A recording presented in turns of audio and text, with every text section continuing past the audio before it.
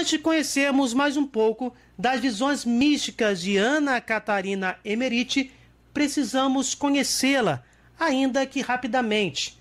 Ana é uma discípula de Cristo que recebeu do Espírito Santo o dom extraordinário da visão. Ela era como que transportada para o contexto de várias cenas bíblicas narradas nas Sagradas Escrituras. Fisicamente, ela ficava em êxtase e tal situação comprovou-se cientificamente ser de origem desconhecida, sem explicação natural. Misticamente, ela era inserida nos mais diversos acontecimentos bíblicos e podia contemplá-los com uma perspectiva plena de 360 graus, com uma riqueza de detalhes impressionante. Ela forneceu particularidades surpreendentes de lugares e de acontecimentos descritos nas sagradas linhas. Tais informações se encaixavam perfeitamente aos mesmos, sem contradições. Através de seus relatos, por exemplo, a arqueologia encontrou a casa de Maria em Éfeso. Jesus, na cruz, confiou sua mãe ao seu apóstolo João, pois Maria não tinha outros filhos que pudessem cuidar dela, o que confirma, inclusive, o dogma da virgindade perpétua de Nossa Senhora. Após a ascensão de Jesus, João Evangelista realmente levou Maria para Éfeso, para que ela pudesse passar seus últimos dias na terra.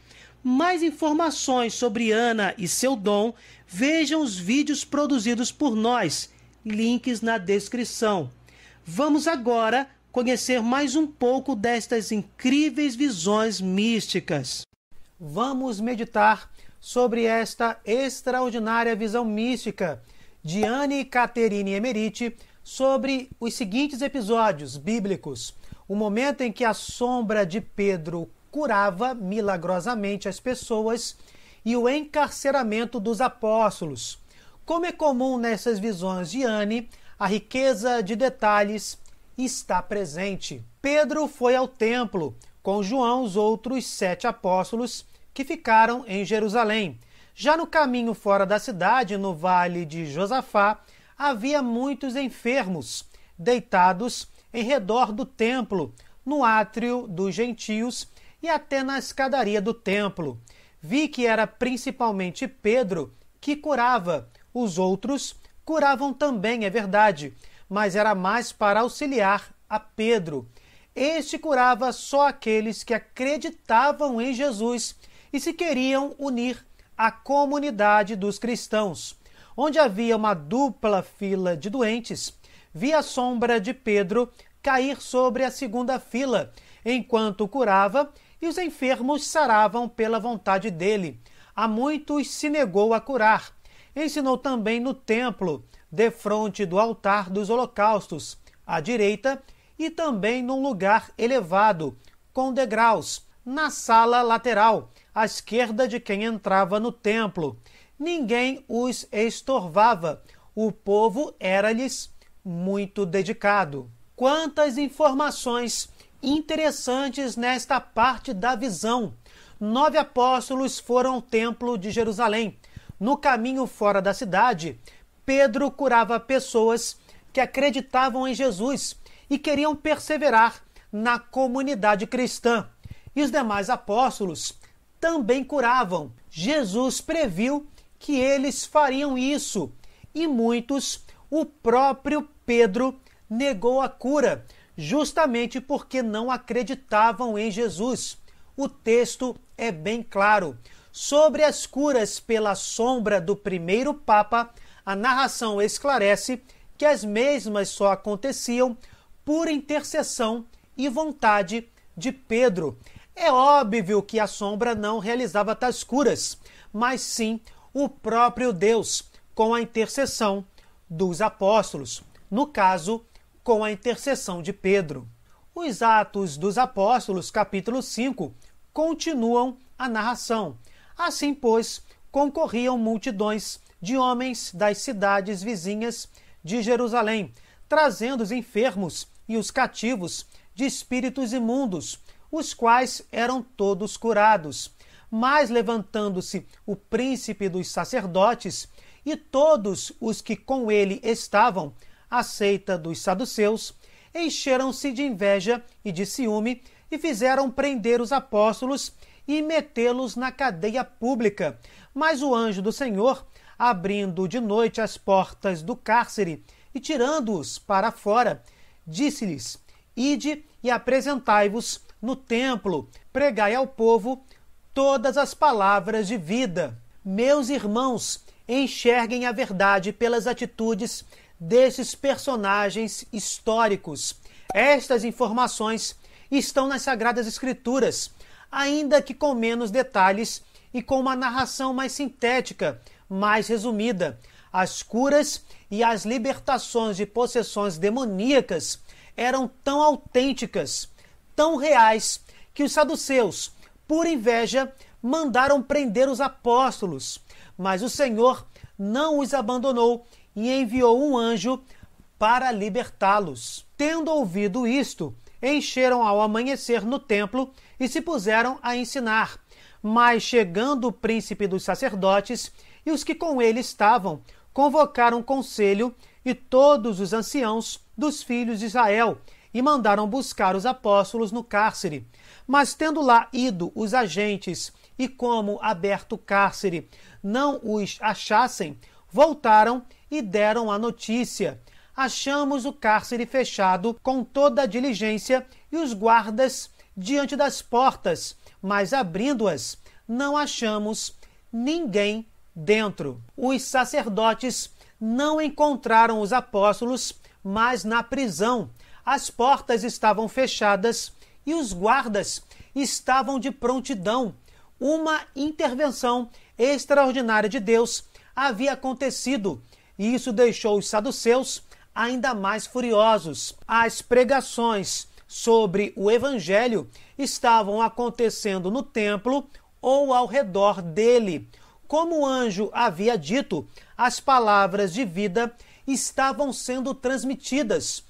Todos os acontecimentos, as curas de doenças, as libertações dos demônios e a fuga extraordinária e sem explicação dos apóstolos do Nazareno deixaram os sacerdotes ainda mais perplexos e encharcados de inveja.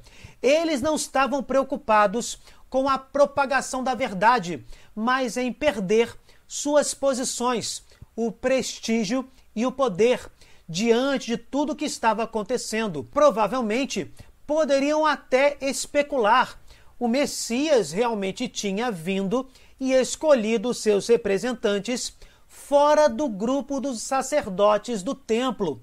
Era inconcebível, mas as provas estavam ali. Quando, porém, ouviram esta novidade, o magistrado do templo e os príncipes dos sacerdotes ficaram perplexos sobre o que teria sido feito deles. Mas, ao mesmo tempo, chegou alguém que lhes deu esta notícia: olhai que aqueles homens que metestes no cárcere estão no templo, ensinando o povo.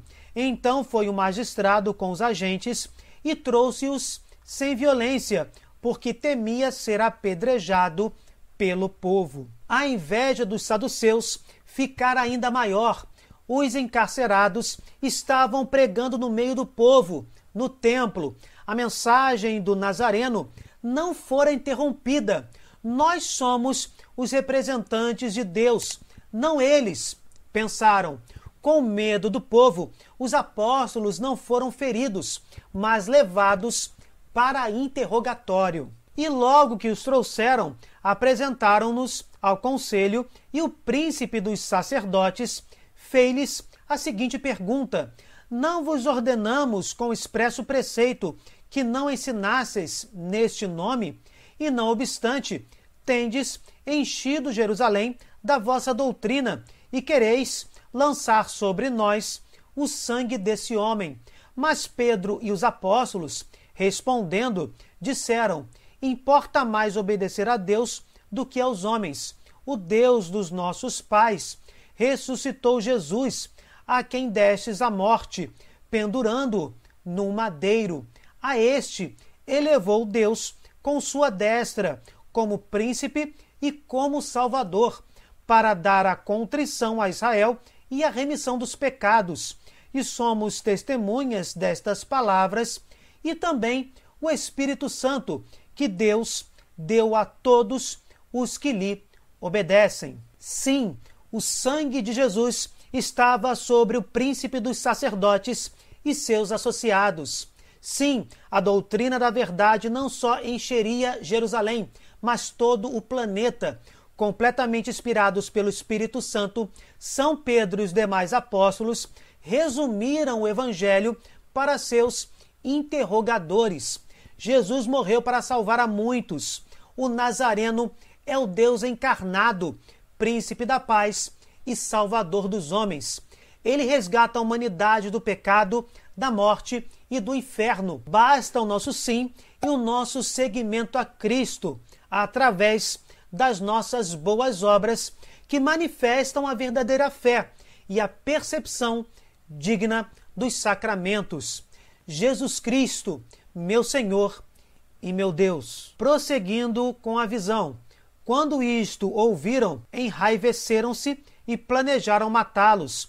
Mas levantando-se no conselho um fariseu, por nome Gamaliel, doutor da lei, homem de respeito em todo o povo, mandou que saíssem para fora aqueles homens por um breve espaço de tempo e disse: homens israelitas, refleti bem no que haveis de fazer acerca destes homens, porque em tempos passados se levantou um certo Teodas, que dizia ser um grande homem, a quem aderiu um número de 400 homens, o qual foi morto, e todos que nele acreditavam foram desfeitos e reduzidos a nada.